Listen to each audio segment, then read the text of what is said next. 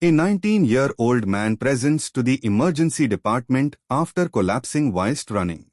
He tells you this is the second time he has blacked out whilst running. He did not present to medical services on the first occasion.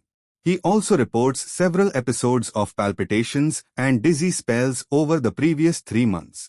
He has no significant past medical history. His father died suddenly aged 30 years.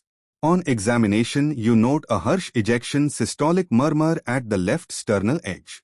His observations are recorded as heart rate 80 beats per minute, blood pressure 132 by 76 mmHg, respiratory rate 18 breaths per minute, oxygen saturations 98% on air. His ECG is shown. What is the most likely diagnosis? Options are A. Aortic stenosis, B. A dilated cardiomyopathy, C. Hypertrophic cardiomyopathy, D. Restrictive cardiomyopathy, E. Acute pericarditis. The answer is C. Hypertrophic cardiomyopathy. The ECG shows tall QRS complexes with ST depression and deep T-wave inversions in the lateral leads. These features are quite classical of the presence of left ventricular hypertrophy.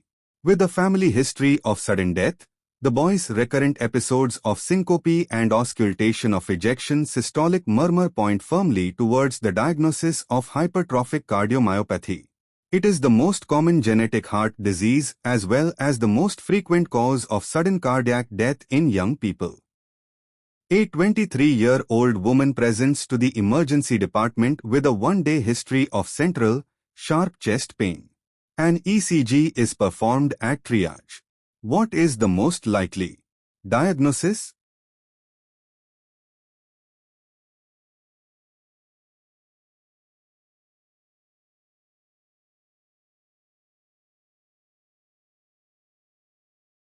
Options are A. Acute coronary syndrome, B. Acute pericarditis, C.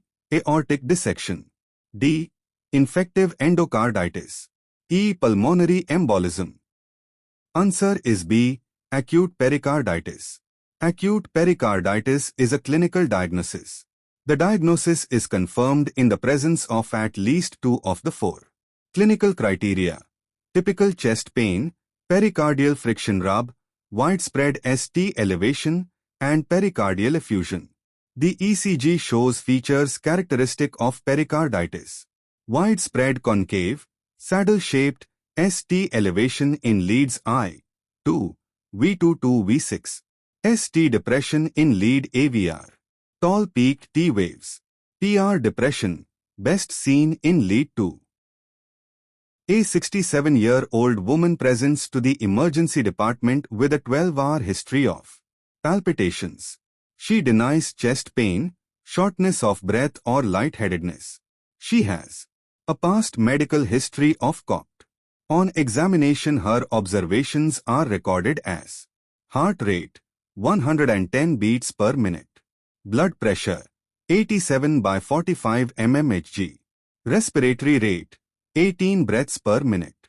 What is the next management step for this patient? Options are A. Emergency electrical cardioversion, B. Metoprolol 5 mg IV, C.